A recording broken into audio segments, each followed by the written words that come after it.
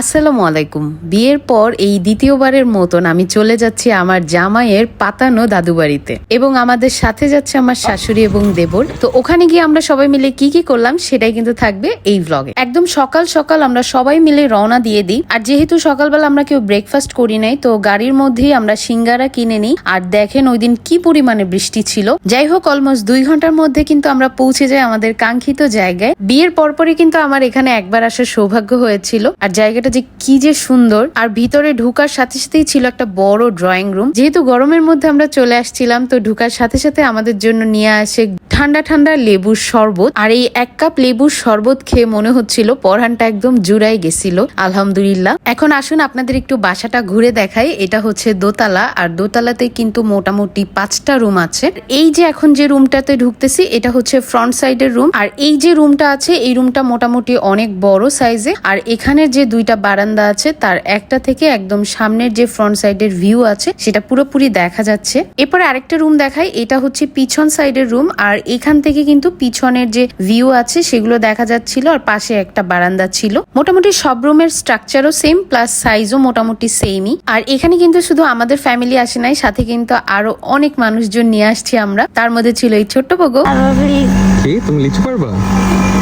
আমার নানু বাড়িতে এরকম লিচু ভরা হতো। এখানের গাছে যে কি পরিমাণে লিচু হয়েছে দেখেই লোভ লাগতেছিল। তো যাই হোক, লোভ লাগায় লাভ নাই, আমরা চলে গেলাম সুইমিং পুলে সোজা। আর সুইমিং পুল পেলে কিন্তু সবাই বাচ্চাদের মতন হয়ে যায়। লিটারালি আমরা 1.5 ঘন্টার উপরে সুইমিং পুলে ছিলাম, সবাই মিলে দাপাদাপি ঝাপাঝাপি। মানে এইদিকে কিন্তু আমার শাশুড়ি আম্মু বসে সবার কাণ্ড কারখানা দেখতেছিল। আর এখানে আসলে কিন্তু পুরাপুরি একটা গ্রামের ভাইব পাওয়া যায়। চারদিকে অনেক সুন্দর ছিল মাশাআল্লাহ সবকিছু। এরপরে সুইমিং শেষ করে আমাদের ব্যাপক খিদা লাগছিল, তো আমরা চলে আসি ডাইনিং রুমে। আর এসে দেখি এখানে আমাদের জন্য ভরপুর খাবারের আয়োজন করা হয়েছে। কত ধরনের যে ভর্তা ছিল এখানে তার নামও কিন্তু সঠিকভাবে জানি না। এছাড়াও কিন্তু ছিল ভাত, হাওরের রুই মাছ, তারপরে ছিল দেশি মুরগি আলু দিয়ে, আর সাথে ছিল আম দিয়ে ডাল। আমি সুন্দর মতন আমার প্লেটটা সাজাই নিয়ে আর খাওয়া শুরু করি ভর্তা দিয়ে। আমি ভাই ভর্তাখোর মানুষ, আমার ভর্তা পাইলে আর কিচ্ছু লাগে না। আর এই দিকে কিন্তু সবাই খুব মজা করে তৃপ্তি সহকারে খাবারগুলো খাচ্ছিল। আর সুইমিং করে আসার পর তো এমনিতেই ক্ষুধা বেশি লাগে। তো বিকালে কিন্তু একটা অ্যাক্টিভিটিস আছে যেটা হচ্ছে গ্রাম ঘুরায় দেখাবে তারা। তো এই কারণে আমাদের জন্য 2টা অটো নিয়ে আসে। তো অটোতে করে কিন্তু আজকে আমরা পুরা গ্রামটা ঘুরে দেখবো। সাথে এখানে একটা ব্রিজও আছে, আর ওইখানের ওই ব্রিজে যাব হচ্ছে সানসেট দেখার জন্য। ঢাকার এই যান্ত্রিকতা থেকে দূরে যদি একটু নিরিবিলি কোনো পরিবেশে যেতে চান তাহলে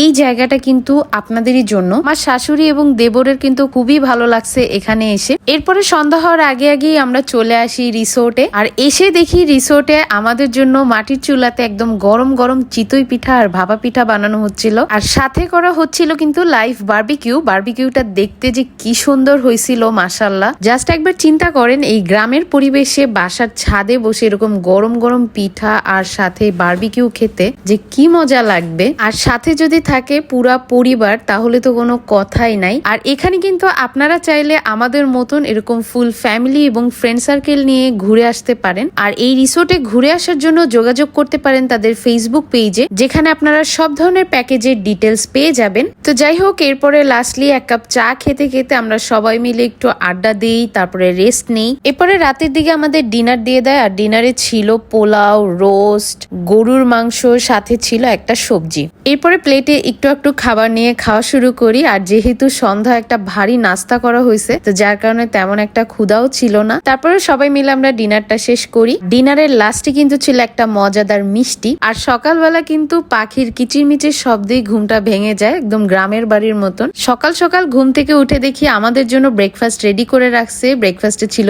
পান্তা ভাত, আলু ভর্তা, পেঁয়াজ মরিচ, কলা, সাথে আরো ছিল কিন্তু খিচুড়ি, বেগুন ভাজি, আর ছিল ডিম ভুনা। কেন এই জায়গাটাকে পাতানো দাদু বাড়ি বললাম এবার তো বুঝতে পারছেন, কারণ দাদুর বাড়িতে আসলে কিন্তু প্রচুর খাবার দাবার খাওয়া হয়, সাথে অনেক আপ্যায়ন পাওয়া যায়। আর এরপরে আমাদের রিসোর্টটা ছেড়ে চলে আসার সময় হয়ে গেছিল। আর এই রিসোর্টে কিন্তু যে সময় আমরা গেছিলাম প্রচুর কাঁঠাল এবং লিচু হয়েছিল। রিসোর্টের লোকরা খুবই ভালো ছিল, তারা বলছিল যে আপনাদের যেটা মন চায় আপনারা ছিঁড়ে নিয়ে চলে যান। আর এই কারণেই কিন্তু আমার জামাইয়ের এটা পাতানো দাদু বাড়ি, কারণ ও এখানে আসলে ওর দাদু বাড়ির মতনই ফিল আসে। আমরা কিন্তু একটা দিন ভরপুর মজা করছি, সাথে গাছ থেকে কাঁঠাল কেটে নিয়ে আসছি, গাছের লেবু পেড়ে পর্যন্ত নিয়ে আসছি, সাথে আরো নিয়ে আসছি লিচুও। আপনারা যদি যদি গ্রামের বাড়ির এরকম ফিল নিতে চান তাহলে অবশ্যই এই রিসোর্টে একবার হলেও যাবেন। আর আমার এই ব্লগটা আপনাদের কাছে কেমন লাগছে অবশ্যই কমেন্ট করে জানাবেন। দেখা হচ্ছে নেক্সট ভিডিওতে, সে পর্যন্ত সবাই ভালো থাকবেন। আল্লাহ হাফিজ সবাইকে।